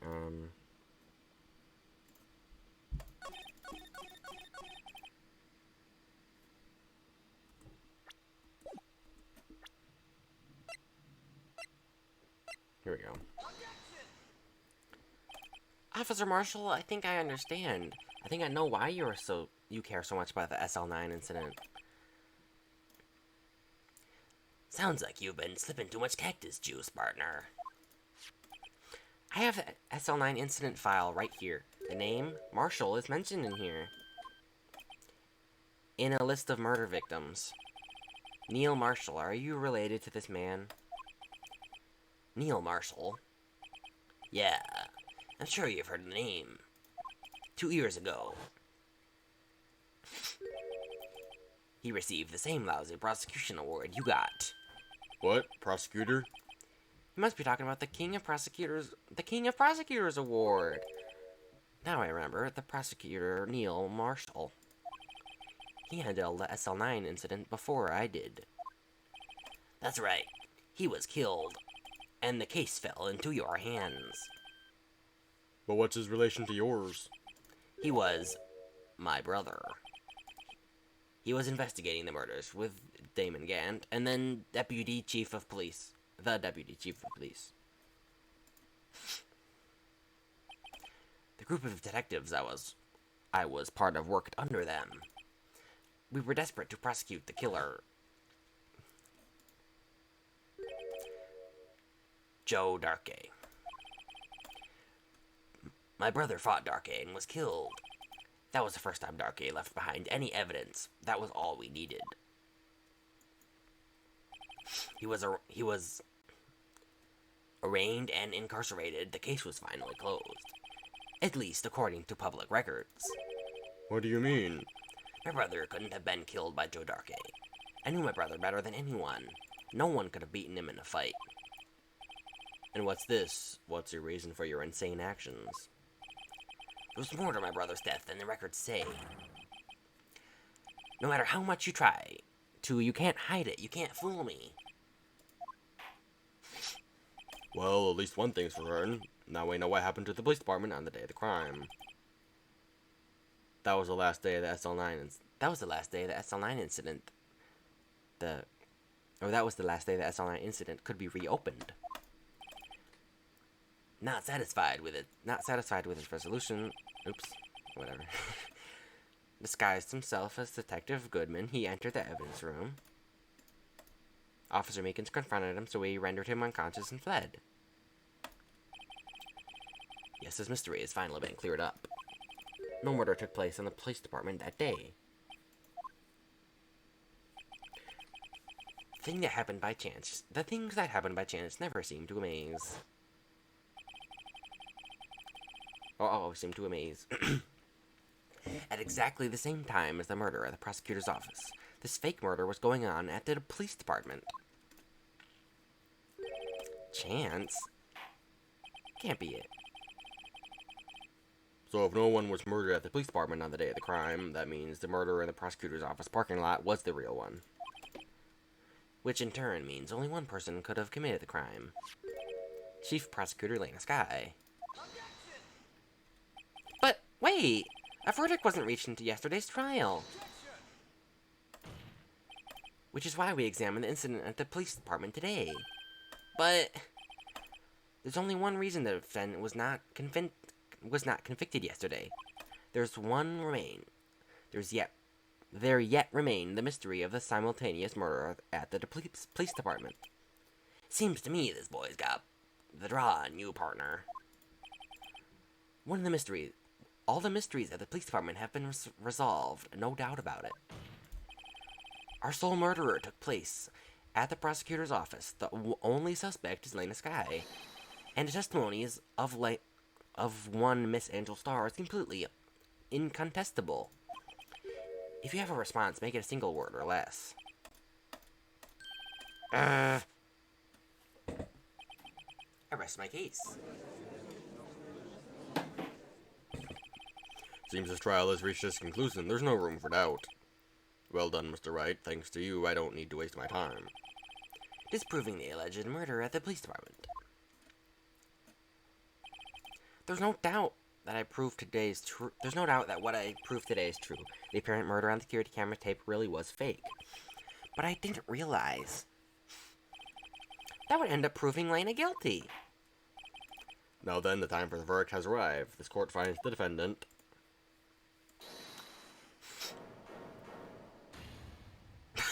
What? Your Honor, wait! Emma! The defense has an objection, a scientific objection. Right? What did you mean, right? Mr. Wright, are you this girl's guardian? Your Honor? Oh, in a sense. Please, Your Honor, all I'm asking is a minute of your time. Please hear me out, Mr. Edgeworth, please. I don't want to leave any loose ends. You want a minute? I'll give you 3. I was kind of in shock. I mean, finding out of the SL9 incident referred to the Joe Darke killings. Now that she mentions it, the names of both Skye sisters were in that file. That's when I figured it out. I mean, Officer Marshall was trying to do what he was trying to do that day, so I knew his fingerprint had nothing to do with the crime. That left only one thing: the other handprint. You mean the traces of blood found on Detective Gumshoe's locker? But no fingerprints were found on it, right? No, but I figured it out.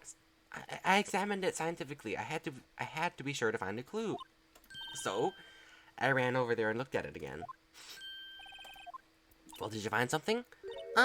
No. Huh? Sorry, I guess I'm not much of a scientific investigator after all. Is that all? Please don't be mad. I'm just a high school student. And I'm just an attorney. But Mr. Wright, those traces of blood are the only clue we have. If we can't find anything wrong with them, please, Mr. Wright, you're a professional. If anyone can save Lena, it's you. Me? Oh boy. Time's up. Now then, Mr. Wright.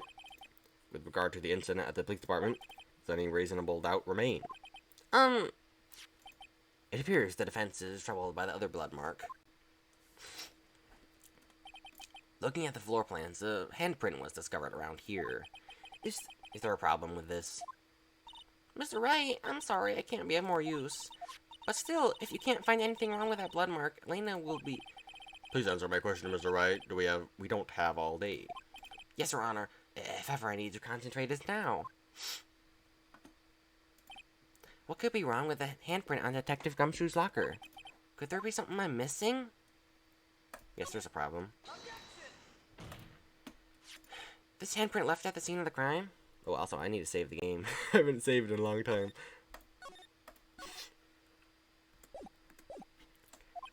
Clearly shows a contradiction. The only thing that seems clear is your grasping, Mr. Wright. You've been staring pretty intently at those floor plans. Tell me, is there a problem with them? Yes, this is strange. Take a good look at these floor plans. Something is missing. Missing? You mean something hasn't been drawn on there? Yes, something that, when drawn, will completely change the meaning of the blood mark. Let us pray the defense isn't simply trying to buy time. Very well, Mr. Wright. With all this evidence here, there's got to be something I can use. The question is, which item can prove something is missing in the floor plans?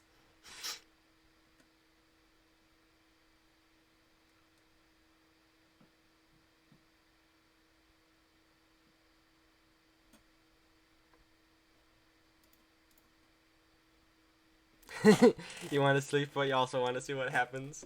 I don't know, I hope this is the final episode. Because then you can see what happens.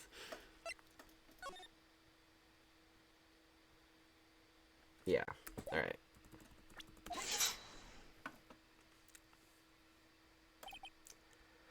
What about that piece of plywood? The Blue Badger, mascot of the police force. Defender of truth, guardian of proof. Explain yourself, Mr. Wright. Please look at the floor plans on the crime scene. The Blue Badger is not there. So watch what happens when we put him in. This is where he was dancing at the time of the crime. Well, what? That's right, as long as the Blue Badger is dancing there, it would be impossible to place a fingerprint at this spot on the locker. What?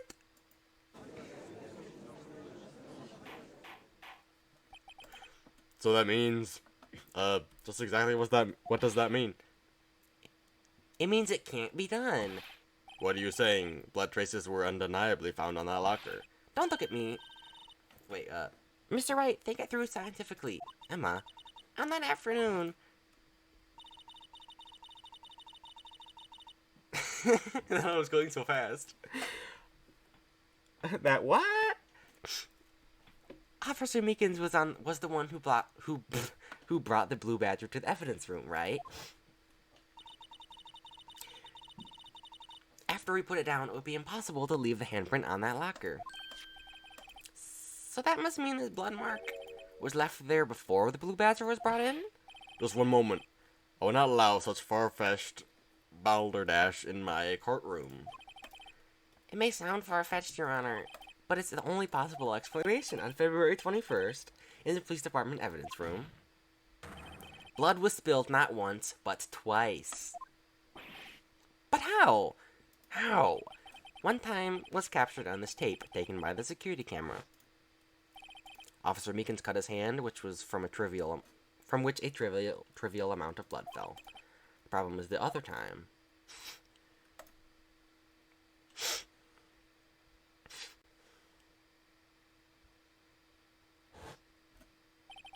Someone bled prior to the struggle on this tape. If it had been... It had to have been... Detective Goodman when he was really murdered. That's ridiculous. I refuse to accept your absurd claim. The murder portrayed in the security tape has been proven to be fake. However, that does not explain the blood mark found on the locker. So then, assuming this murder you purport really happened, when did it take place? I demand to show evidence that proves when it occurred. When did the first incident occur? To summarize, the defense claims that prior to Officer Meekins being cut by Jake Marshall, who was posing as Detective Goodman, another incident took place in that evidence room. That's right. The blood mark on the locker proves this. Very well, then tell us. When did this first incident occur, Mr. Edgeworth? As Mr. Edgeworth said, proof must be presented. Proof that shows when the murder took place? There's only one piece of evidence that can prove that. Now then, will the defense please present his evidence?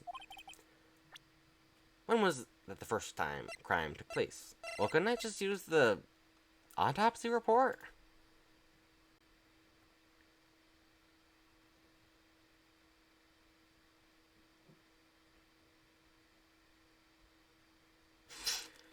Hold on.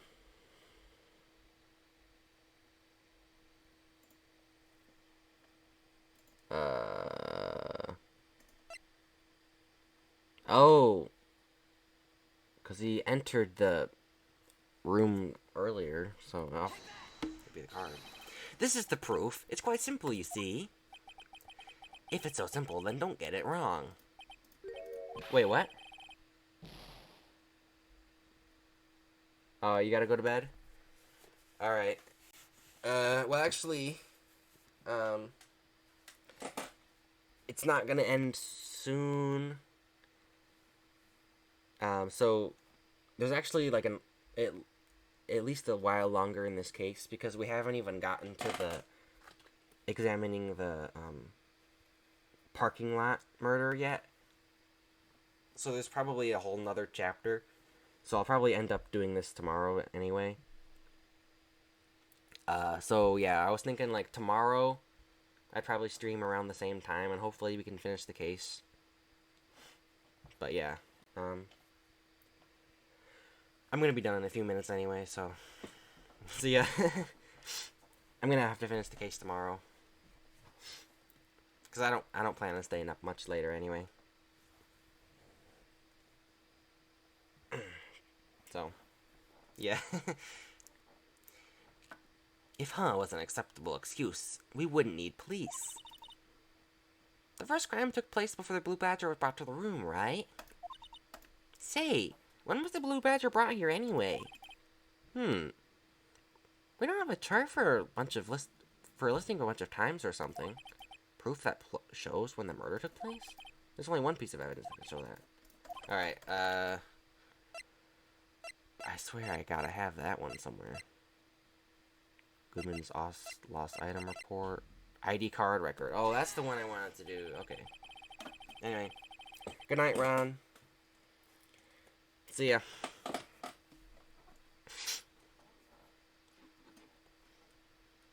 If the crime took place inside the evidence room, then the killer would have had to enter it. And in order to do so, an ID card would have been required. An ID card? Oh, the ID card reader. Officer Meekins brought the Blue Badger panel into the evidence room at, let's see here, 4:50 p.m. If the crime took place before that crime, then it would be 4:40 p.m.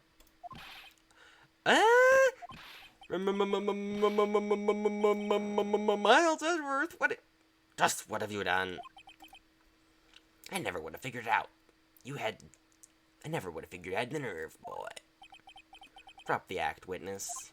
It doesn't take a lot of thought to figure out it couldn't have been me. Nope. I ain't getting it. I'm afraid I don't understand either. It's clear from the luminol test that blood was there. However, when the second crime took place, both Officer Meekins and Officer Marshall failed to notice the blood. That means the blood from the first crime was wiped away by the real murderer. Wouldn't have been just 10 minutes to murder the victim. It would have had just I would have had just 10 minutes to murder the victim, carry his body away, and clean up the blood. Unfortunately, that's physically impossible. That would mean the crime must have taken place before Mr. Edgeworth entered the evidence room. Let's look at that chart again. There's only one number. 7777. Talk about a lucky number. But wait, that doesn't make sense. How could Detective Goodman have entered the evidence room? Since there's no record of this card being used beforehand, he must have entered along with a real murderer. That's the only plausible explanation. He went in there with 77777. Mr. Edgeworth, please look into this ASAP. Find out whose number is 777777. That's 1 7 too many, Your Honor. Unfortunately, I'm unable to look up the owner of that ID card.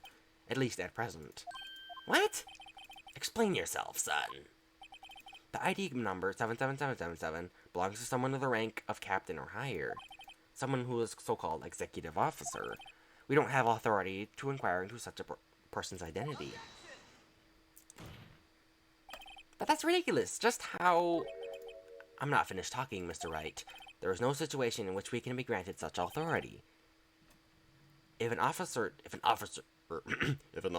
official charge filed against an executive is accepted. An official charge? You're all alike, aren't you? With your cover-ups and your forgeries. That's how the... I missed that one. I take pride in my work, Officer Marshall. I would appreciate it if you would keep your slander to yourself. Slander, is it? Okay. Let me ask a question. Yes? No, not you. To her, the defendant sitting over there. Your own little executive. Lena? Don't be stupid. She's been charged with murder. Of course, we've looked up her ID number, and it's not 77777. Don't play me for a fool, partner. That's not what I want to ask. All I want to know is one thing about that incident. That's all 9 incident? That's me, this chief prosecutor. In that trial 2 years ago, did you really only use legitimate evidence? Oh my gosh. Alright.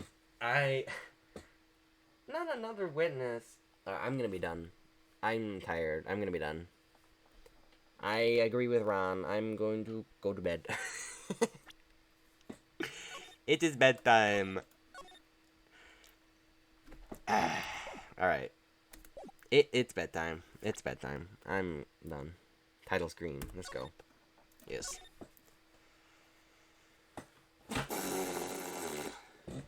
Alright. Well. See ya, everybody. Thanks for watching. If anyone's watching, thank you.